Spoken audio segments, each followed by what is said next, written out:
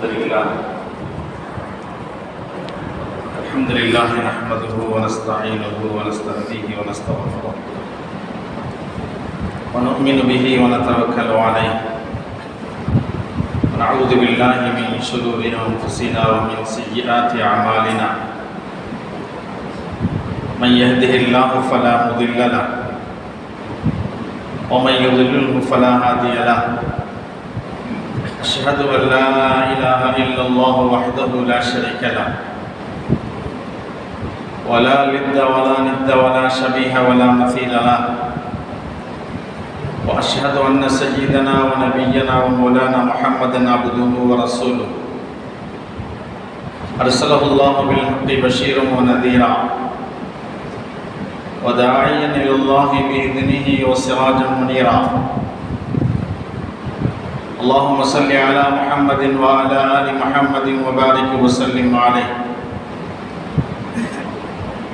أوصيكم وإياي أولا بتقوى الله وقال الله تعالى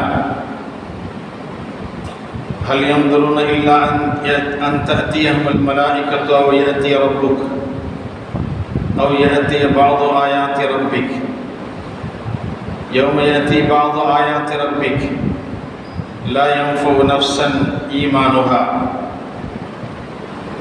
لم تكن آمنت من قبل أو كسبت في إيمانها خيرا قل انتظروا إنا منتظرون إن أريد إلا الإصلاح ما استطعت وما توفيقي إلا بالله عليه توكلت وإليه أنيب رب اشرح لي صدري ويسر لي أمري واحلل عقدة من لساني يفقهوا قولي سبحانك لا علم لنا إلا ما علمتنا إنك أنت العليم الحكيم صدق الله صدق رسوله الكريم نحن على ذلك من الشاهدين والشاكرين الحمد لله رب العالمين புகழும் புகழ்ச்சியும் ஏக இறைவனாகிய அல்லாஹ் ஜல்ல ஷானஹு வ தஆலா ஒருவனுக்கே உரித்தாக்குக. சாந்தியும் சமாதானமும் நபிகள் எங்கள் கோமான் முஹம்மது ரசூலுல்லாஹி ஸல்லல்லாஹு அலைஹி வஸல்லம் அவர்களின் மீதும் அன்னவர்களின் அடிச்சுவடுகளின் முற்றிலும் பின்பற்றி நடந்த உத்தம சத்திய சஹாபா பெருமக்கள், தாபீன்கள், தபூ தாபீன்கள், இமாம்கள், வலிமார்கள், இங்கு வந்திருக்கிற வர இருக்கிற அனைவர்கள் மீதும் அல்லாஹ்வின் சாந்தியும் சமாதானமும் சதா நிலவட்டமாக.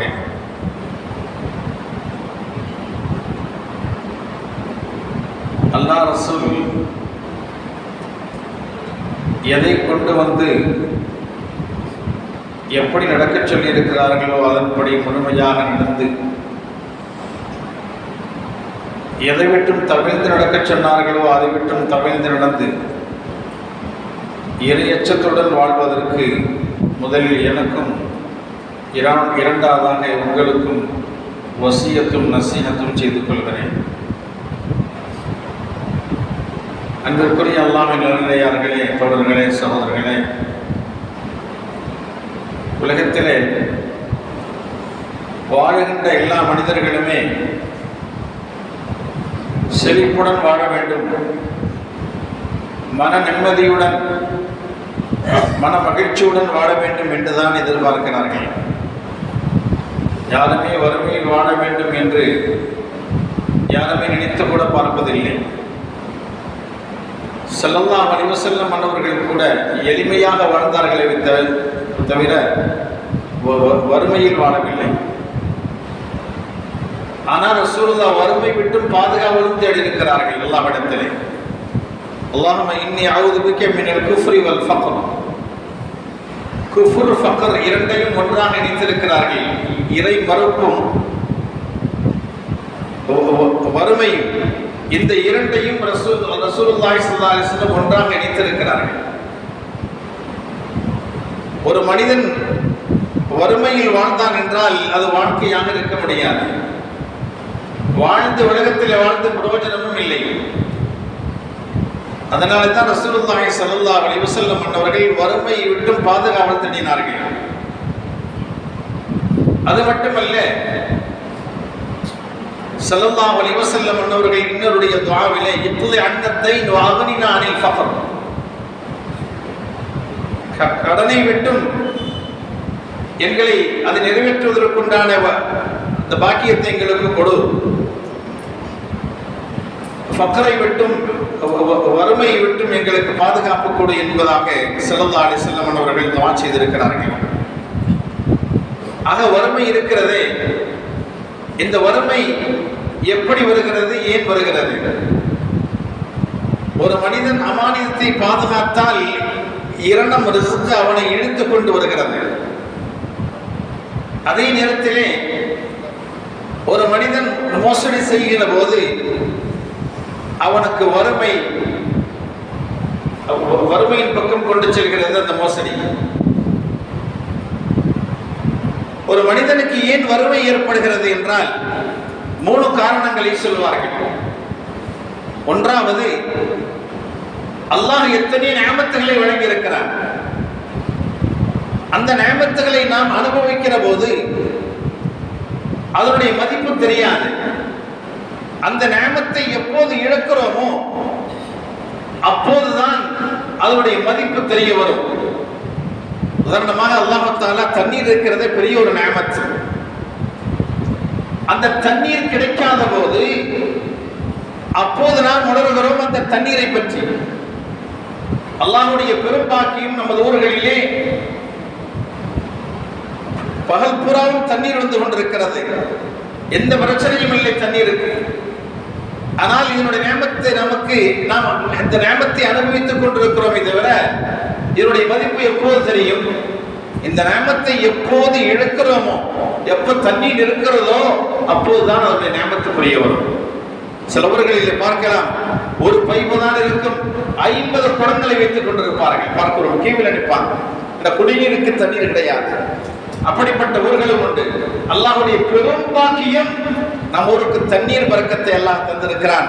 இந்த நியமத்தை நாம் உணர்வதில்லை. எப்போது உணர்வோம்? அந்த நியமத் நம்மை விட்டும் செல்லும் போது. ஒரு நாளைக்கு 2 நாளைக்கு கரண்ட் இல்லை, அப்ப தண்ணீர் இல்லை. ஒரு காலத்தில் கரண்டே இல்லாத போது உலகத்தில் வாழ்ந்தார்கள். அப்ப தண்ணீரை பூமியிலிருந்து எடுத்துக் கொள்வார்கள். ஊற்று நீர், கிணற்று நீர், இதை போல் உண்டான நீரிலே அவர்கள் அதை எடுத்துக் கொள்வார்கள். ஆனால் இப்போது நாம் மின்சாரம் இல்லை என்றால் தண்ணீர் இல்லை என் நிலைக்கு நாம் வந்துவிட்டோம். அப்ப ஒரு நாள் 2 நாள் மின்சாரம் இல்லை என்றால் அப்போது தெரியும் அதனுடைய நியமத். அல்லாஹ் இவ்வளவு நாளாக நமக்கு எந்த பிரச்சனையும் இல்லாமல் இருந்தது, இப்போது இந்த கஷ்டம் வந்து விட்டது என்பதாக எப்போது தெரிய வரும்? ஒரு நியமத்தை இழக்கிற போது. அதே போல உலகத்தில் அல்லாஹ் தஆலா உடலிலே எத்தனை நியமத் அல்லாஹ் வைத்திருக்கிறான். அந்த நியமத்தினுடைய ஏதாவது ஒன்றை இழக்கிற போது அப்போது நமக்கு புரிய வரும், இத்தனை நாளாக நன்றாக இருந்தோமே, அல்லாஹ்வுடைய நியமத்துடன் வாழ்ந்தோமே. இப்போது அல்லாஹ் அந்த நியமத்தை நம்மீது எடுக்கிற போது அப்போதுதான் நமக்கு புரிய வருகிறது. சகோதரர்களே, அதுபோல தான் வறுமை ஏன் வருகிறது என்றால், முதலில் ஒரு காரணம் சொல்கிறார்கள், வறுமை வீண் விரயம் செய்வதனால் வறுமை வருகிறது. இப்ப தண்ணீர் இருக்கிறது,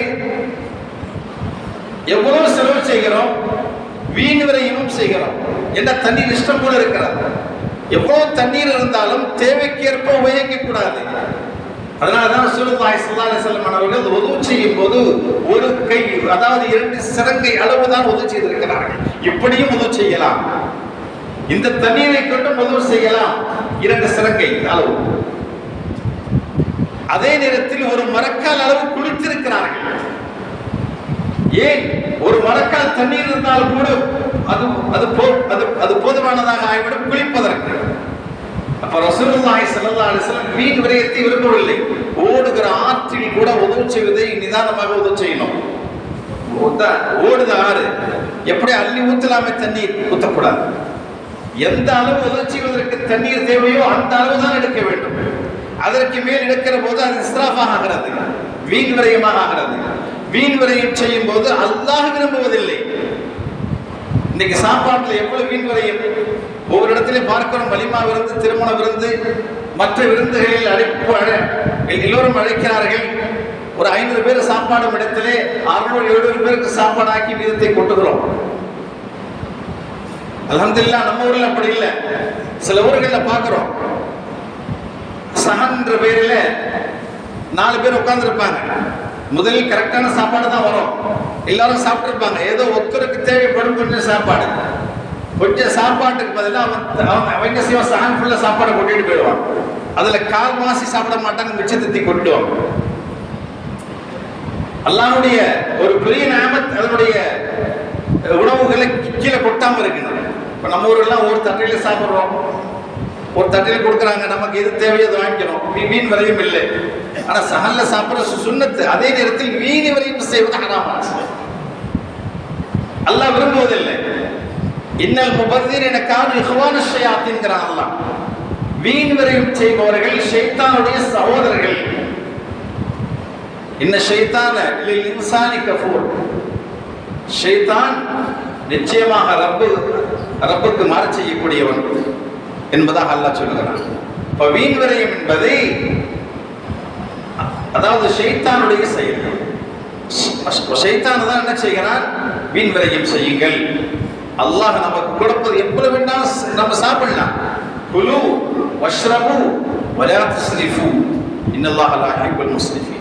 சாப்பிடுங்க, குடிங்க, எவ்வளவு வேண்டாலும் சாப்பிடலாம், குடிக்கலாம். ஆனால் வீண் விரயம் செய்யக்கூடாது. சாப்பாடு ஆக்கி கொட்டக்கூடாது.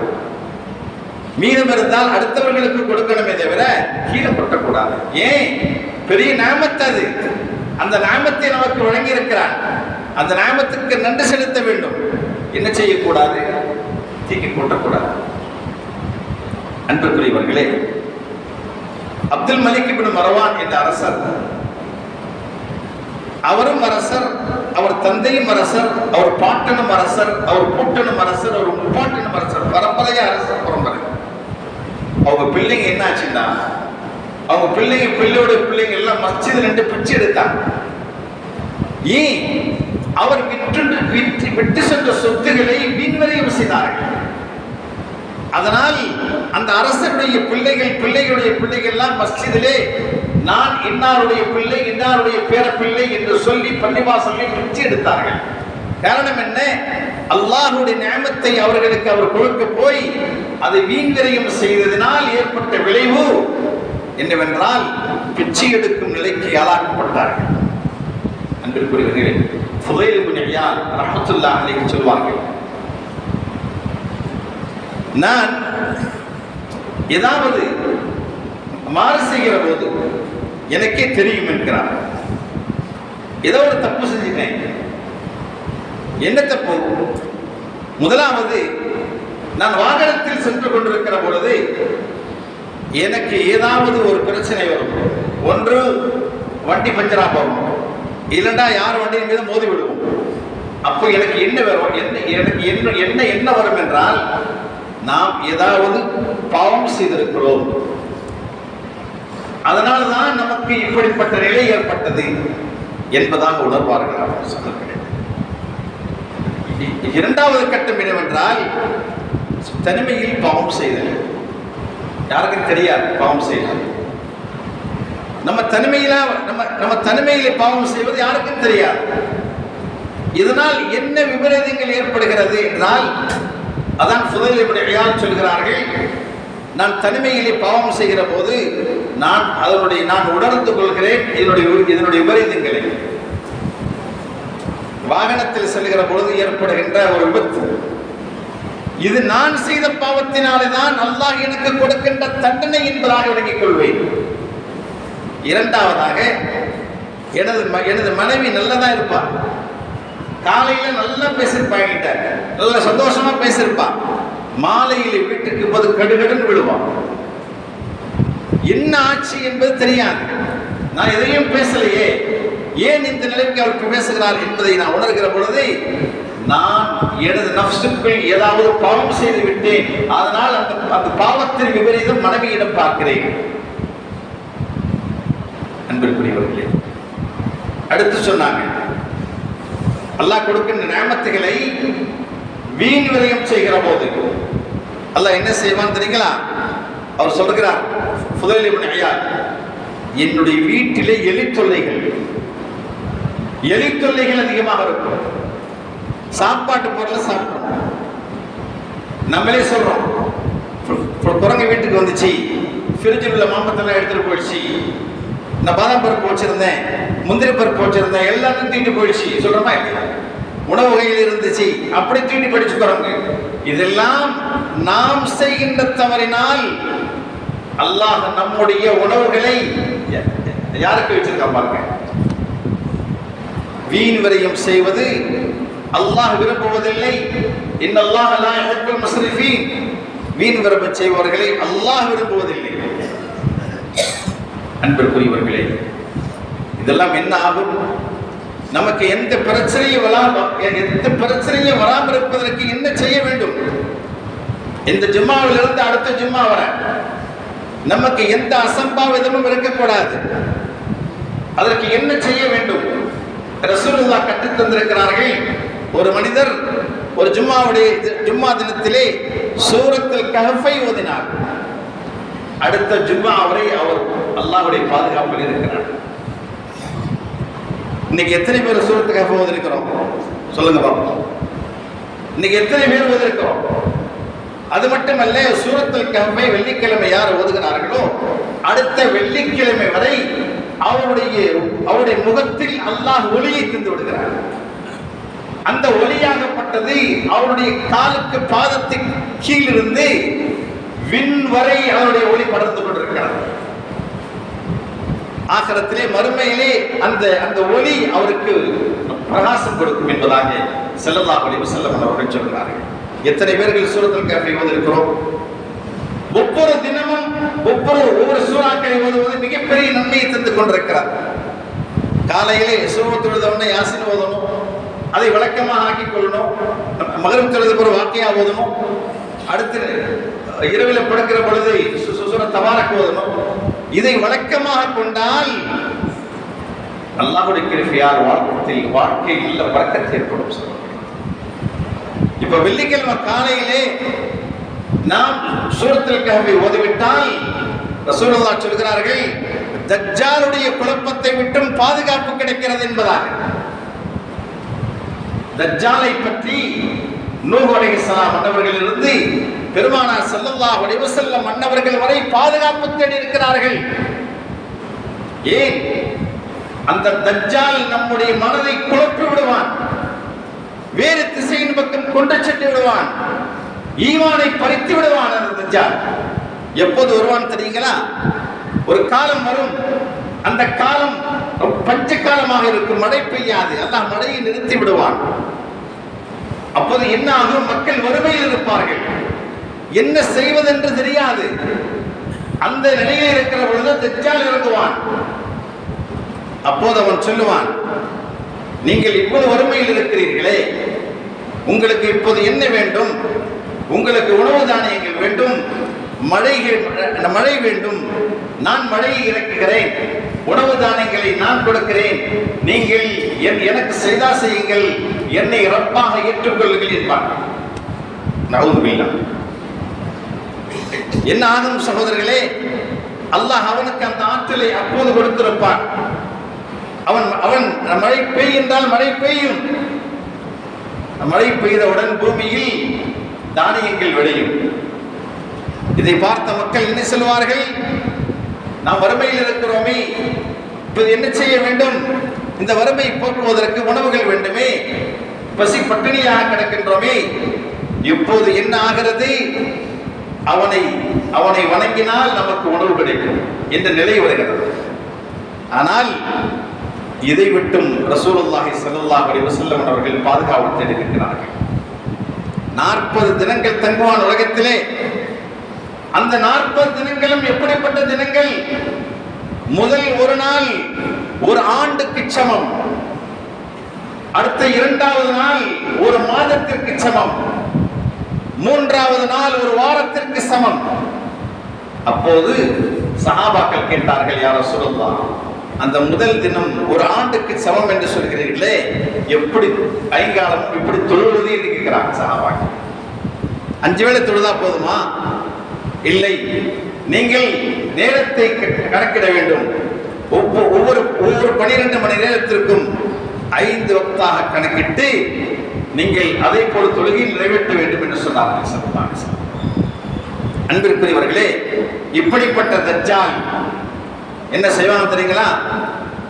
ஒரு கையில தண்ணீர் வச்சிருப்பான், இன்னொரு கையில் நெருப்பு வச்சிருப்பான். என்னை ஏற்றுக்கொண்டவர்களுக்கு இந்த குளிர்ந்த நீர், என்னை இருக்காதவர்களுக்கு இந்த நெருப்பு என்பான். நெருப்பை தொட்டால் குளிர்ந்த நீராக ஆகிவிடும், அந்த குளிர்ந்த நீரை தொட்டால் நெருப்பாக. இது அவனுக்கு கொடுத்த ஆற்றல் எல்லாம். இதை நம்பி என்ன செய்யக்கூடாது? அவனை ஈமான் கொண்டு விடக்கூடாது. அவனுடைய இந்த பூமியினுடைய வேகம் எப்படி இருக்கும்? ஒரு மேகம் எப்படி ஒரு காற்று மேகத்தை விரட்டி கொண்டு செல்கிறதோ அதே போல இந்த பூமியிலே அவன் மிக வேகமாக நடந்து செல்வான். அப்படிப்பட்ட ஆற்றலை அல்லாஹ் அவனுக்கு கொடுத்திருக்கிறான். எல்லா பூமிகளுக்கும் செல்வான், மக்கா மதீனாவை தவிர. அங்கு பாதுகாப்பை ஏற்படுத்தியிருக்கிறான் அல்லாஹ். மலக்குமார்கள் அங்கு அந்த மலக்குமார்கள் பாதுகாத்துக் கொண்டிருக்கிறார்கள். மதீனாவுக்கும் மக்காவுக்கும் அவன் அங்கு செல்ல முடியாது. இதே நிலையில் ஹஜ்ரத் ஈசா அலைஹிஸ்ஸலாம் வந்து இறங்குகிறார்கள். தீமை செய்கின்றவர்களை அழிக்கிறார்கள், வெட்டுகிறார்கள், கொலை செய்கிறார்கள், தீயவர்களையே இல்லாமல் ஆக்குகிறார்கள். ஏன்? தீயவர்கள் இந்த பூமியில் இருக்கிற போது பூமி செழிப்பாக இருப்பதில்லை. அவன் செத்து மடிந்து விட்டால் இந்த பூமியானது 40 நாட்கள் மழை பெய்து எப்போது செழிப்பாக இருக்கிறதோ அது போல இருக்குமா? ஒரு தீமையான மனிதன் தீமையே செய்து கொண்டிருக்கிறான். அவனின் மூலமாக அல்லாஹ் இந்த பூமியில் செழிப்பை நிறுத்தி விடுகிறான். அதனாலே தான் தீமைகள் பெறுகிற போது என்ன ஆகிறது? பஞ்சங்கள் ஏற்படுகிறது. தீயவர்களை ஒழிப்பார்கள். ஹஜ்ரத் ஈசா அலைஹிஸ்ஸலாம் அவர்கள் ஒழிக்கிற பொழுது அல்லாஹ்வுடைய பரக்கத் உண்டாகும்.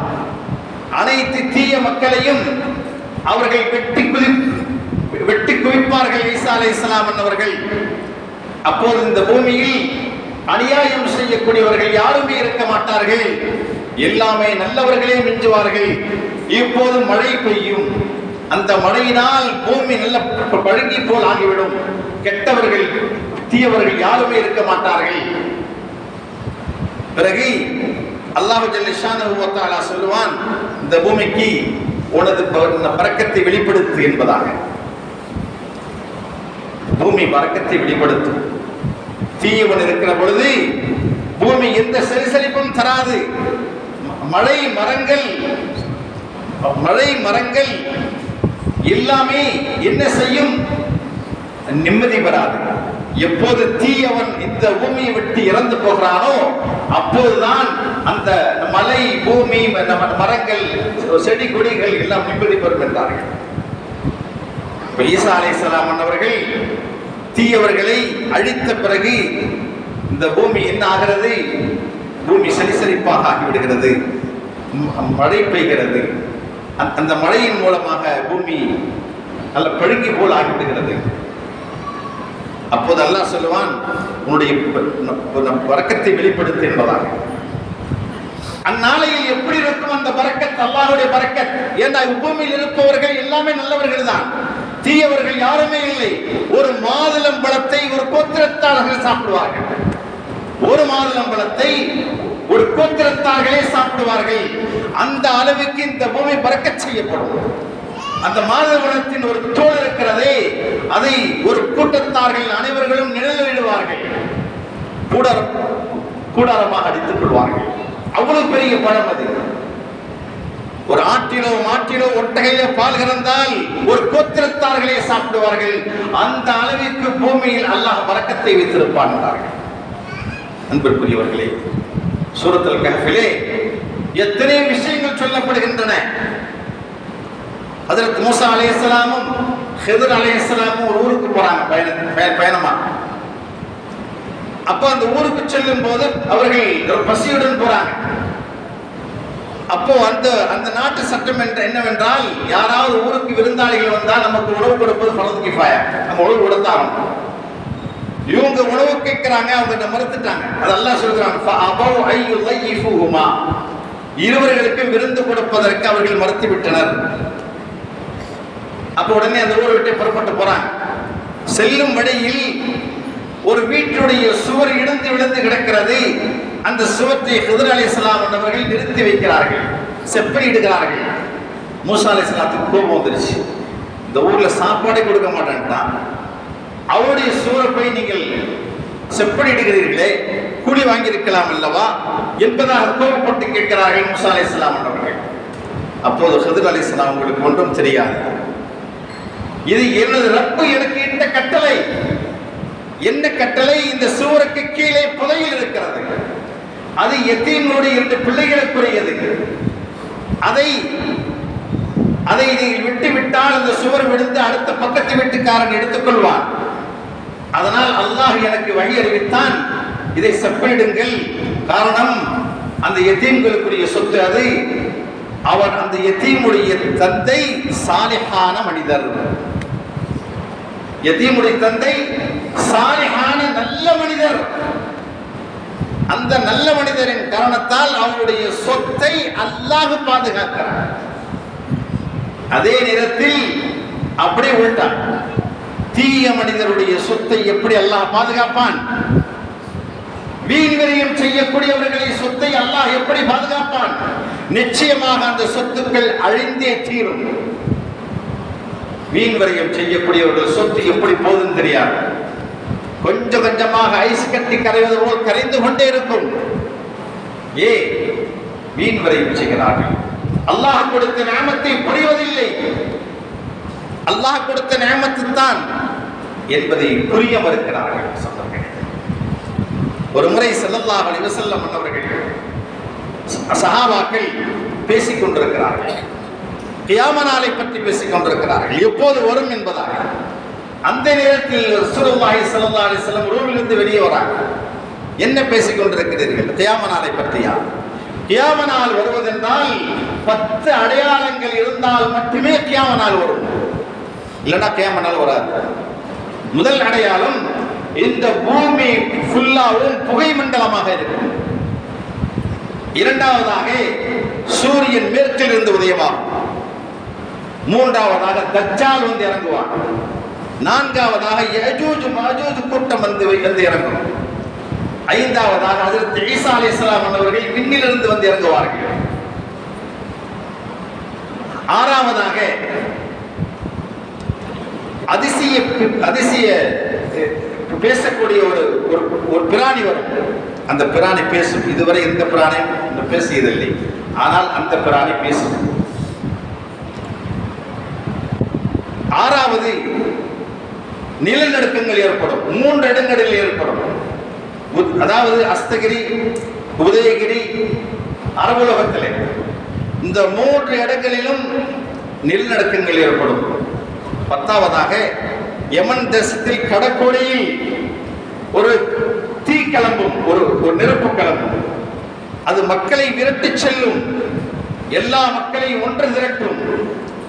எந்த மக்கள் எங்கு தூங்குகிறார்களோ அவர்களுடன் அந்த நெருப்பு இருக்கும். எங்கு பகலிலே எங்கு ஓய்வெடுக்கிறார்களோ அவர்களுடன் அந்த நெருப்பு இருக்கும். இந்த 10 அடையாளங்களும் எப்போது ஏற்படுகிறதோ அப்போதுதான் கியாம நாள் வரும் என்று சொன்னார்கள் ஸல்லல்லாஹு அலைஹி வஸல்லம் அவர்கள். அன்பிற்குரியவர்களே, நாம் உணர வேண்டும், இறுதி காலத்தில் தஜ்ஜால் வருவான்.